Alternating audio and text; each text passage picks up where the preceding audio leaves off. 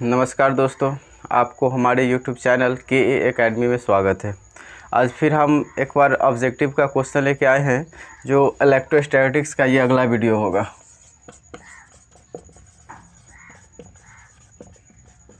Electrostatics का अगला video ये ऑब्जेक्टिव के लिए होगा। हम आपको हमेशा बताते हैं कि हम 2024 के फाइनल एग्ज़ाम तक सभी ऑब्जेक्टिव और सब्जेक्टिव का इम्पोर्टेंट क्वेश्चन हम करा देंगे आपको। ये एक प्रकार का हम आपको क्रैश कोर्स करा रहे हैं, ठीक है।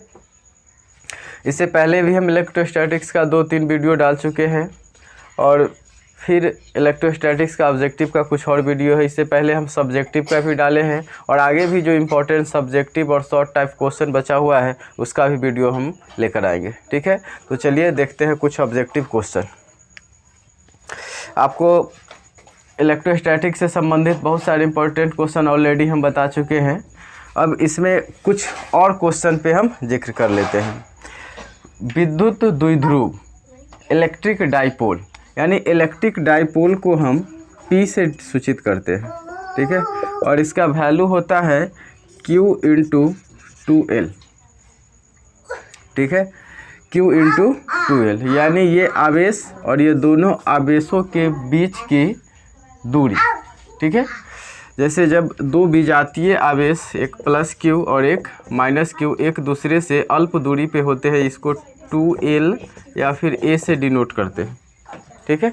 तो इसको हम द्विध्रुव बोलते हैं। तो द्विध्रुव का SI मात्रक क्या होता है? तो ये आवेश है और ये क्या है? दूरी है। तो आवेश का कूलम्ब होता है, आपको पता है, और दूरी का मीटर होता है, तो कूलम्ब मीटर, यानी द्विध्रुव आघूर्ण का SI मात्रक होगा कूलम्ब मीटर, ठीक है। अब डायमेंशन जान लिए हैं तो इसका हम SI मात्रक जान लिए तो इसका डायमेंशन भी जान लेना चाहिए, एग्ज़ाम में पूछ भी सकता है। तो आपको पता है कि आवेश का जो डायमेंशन होता है, चूँकि Q बराबर होता है I × T, मूल भौतिक राशि के रूप में हम लिख दिए, तो I का डायमेंशन I और T का T या फिर AT ये होगा। तो इसका हो जाएगा AT और दूरी के लिए लिखते हैं हम L, तो ATL या ITL ये होगा विद्युत द्विध्रुव का SI मात्रक, ठीक है। चलिए आगे देख रहे हैं। फिर उसके बाद एक और बताए थे हम विभव प्रवणता, पिछले वीडियो में बता दिए। तो ऑब्जेक्टिव में कई बार पूछ भी लेता है कि संबंध कि विद्युत क्षेत्र E तथा विद्युत विभव V में क्या संबंध होता है, क्या रिलेशन होता है। तो E बराबर होता है -dV/dr, यदि R के रूप में लिखा हुआ है। यदि X के रूप में लिखा हुआ है तो -dV/dx। इसको विभव प्रवणता बोलते हैं, ठीक है। इसको क्या बोलते हैं?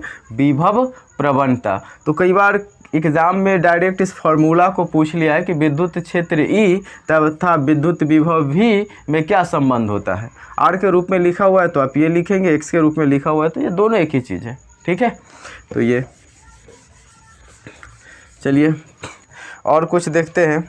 उसके बाद होता है P द्विध्रुव आघूर्ण वाले एक द्विध्रुव को E विद्युत क्षेत्र में रखा जाता है। आप ऐसा थ्योरी पढ़े होंगे कि ये विद्युत क्षेत्र E है, इसमें एक द्विध्रुव को रख दिया जाता है, ये +Q आवेश और ये -Q आवेश। तो इस पर इस तरफ फोर्स लगेगा, इस पर इस तरफ फोर्स लगेगा, तो यहाँ पे टॉर्क क्रिएट होता है, टॉर्क। तो टॉर्क का वैल्यू क्या होगा? तो आप इस टाइप के क्वेश्चन थ्योरी पढ़े होंगे। तो वही क्वेश्चन है कि P आघूर्ण वाले एक द्विध्रुव को विद्युत क्षेत्र E में मुक्त रूप से लटकाया जाए, रखा जाए, तो उस पर लगने वाला टॉर्क का वैल्यू क्या होगा? तो जो टॉर्क का वैल्यू होता है वह होता है P×E। हमेशा इस चीज़ को आप ध्यान रखिएगा कि टॉर्क जो होता है वो एक सदिश राशि होता है।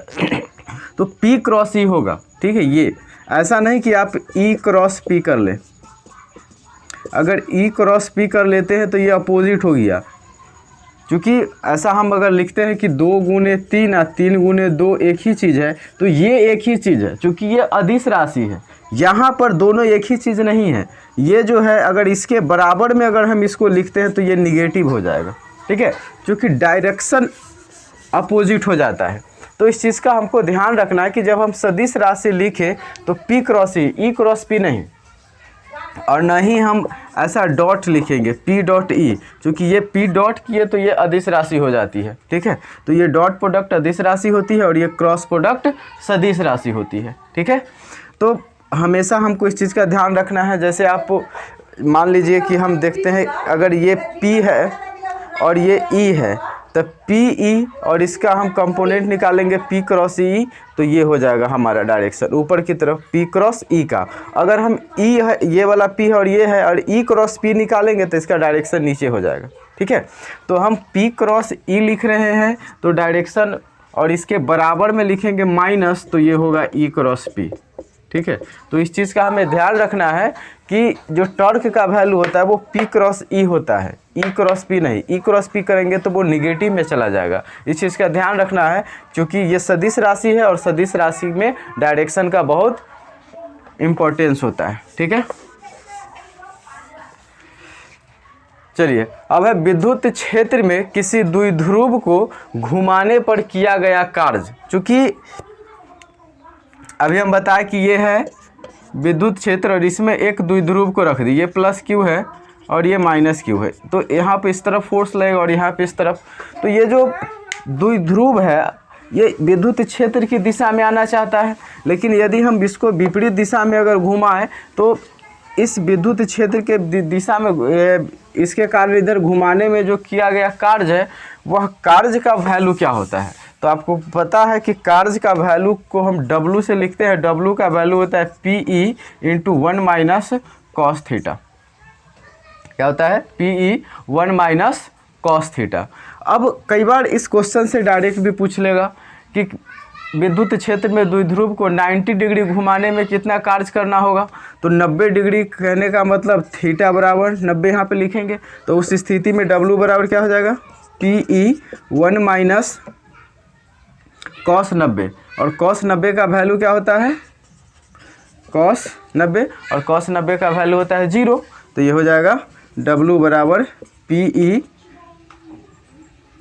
बस क्योंकि ये हो जाएगा 1 माइनस 0, तो ये हो जाएगा PE। ये 90 डिग्री घुमाने में किया गया कार्य। वही रहेगा कि 180 डिग्री घुमाने में किया गया कार्य, थीटा बराबर 180 डिग्री घुमाने में। ऐसा क्वेश्चन पूछ दे 180 डिग्री घुमाने में किया गया कार्य, तो W बराबर PE और 1 माइनस कॉस 180 डिग्री, और कॉस 180 का वैल्यू क्या होता है? -1 होता है।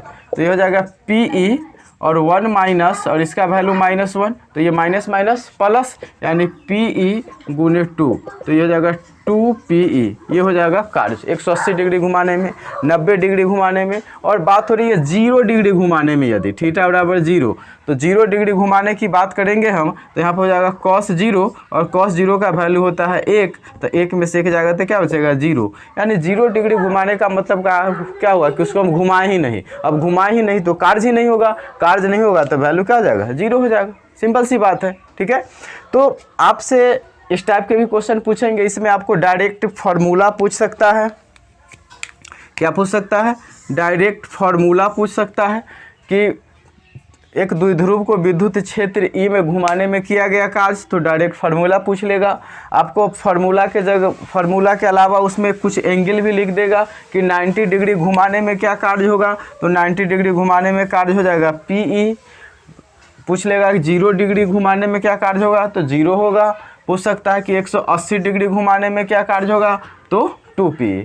इस प्रकार के ऑब्जेक्टिव क्वेश्चन बन सकते हैं, ठीक है।